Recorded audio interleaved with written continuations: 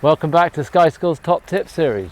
I thought it'd be useful to share some slightly more advanced top tips. First thing I'm going to explain and demonstrate are the different methods that you can use to launch your wing in strong winds. The first one I'm going to talk about is the snake inflation.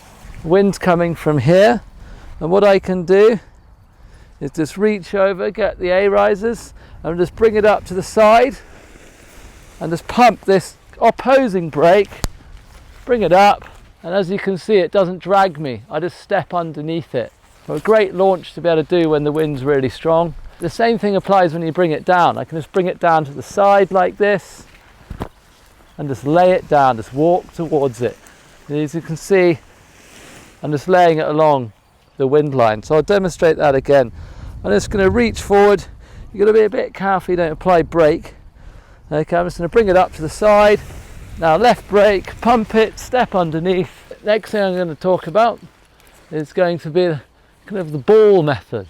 So the glider's now considerably smaller. Okay, so it's not going to have as big a surface area as I inflate it into the wind. I'm just going to pull it straight through the wind line. And as you can see, it comes up through the wind line fairly efficiently. It doesn't pull us as much because as we bring it up, it's still re-inflating the canopy through the cells.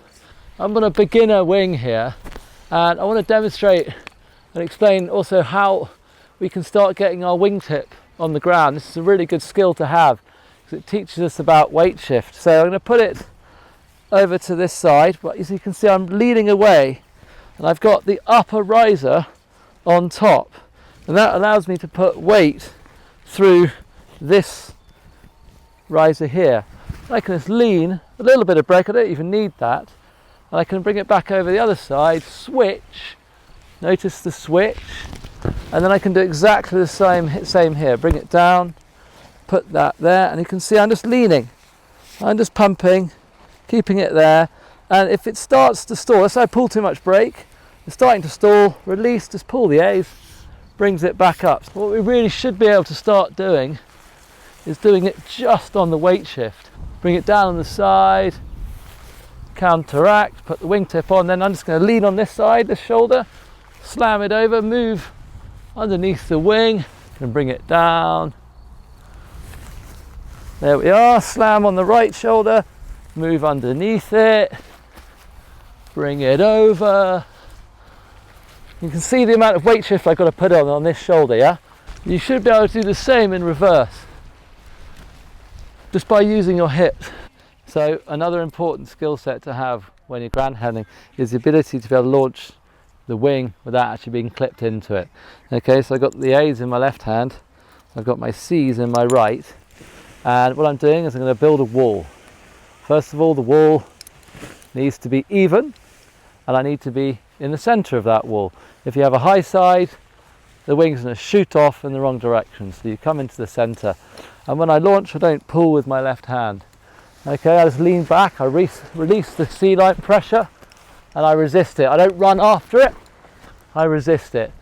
Now, I can control the wing on the A's and C's quite easily. I can take it left, I can take it right. The key thing is you always move with the wing, and this is more down to feel and practice. However, once you've got that, you can switch your hands onto the risers like this. This is a good way just to actually really get an understanding of just how much weight shift input you can put in through the risers, so much so that you can actually control the wing, put it on the ground, and if all is well, if the wind is strong enough, bring it back up again. The ultimate goal, if you're flexible, you like a bit of parkour, is to put in a little somersault. In order to do the somersault, you A, need quite a bit of wind, B, you need to pull down on the risers while moving backwards, allowing it to pull you up, generate a bit of lift. Pull down, run back, release, throw it in, pull down, So there's one top tip I can give for anything to do with ground handling: always move with the wing. Never fight the wing, always move under the wing. You can control it even with one hand, as long as you move underneath it. The moment you fight it, it's gone. So always step underneath the wing and know where your wind's coming from. So somersault, pull down, up, and move backwards. Pull down, up, and pull down on landing as well, otherwise the wing frontal collapses on you. When you're finished, swap it over to one hand, reach up, get the C's and pull it down. And just like on the last top tips video, if you didn't see that, good advice: if it's windy, find your B risers, take a loop.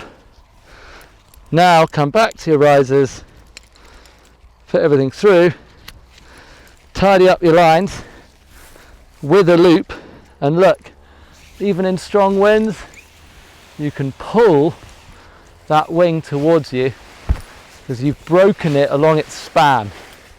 Cannot inflate. One bite of the bees. These skills allow you to have full mastery of the wing, yeah, in any condition, which not only are they going to help you on the ground, but they're also going to help you in the air, because you know exactly where the wing is at all times. You know how much brake you need, okay, and also how much weight shift you require, and just how helpful weight shift is, because it is hugely helpful when it comes to making turn and making the whole wing more efficient. Till next time, subscribe for some more.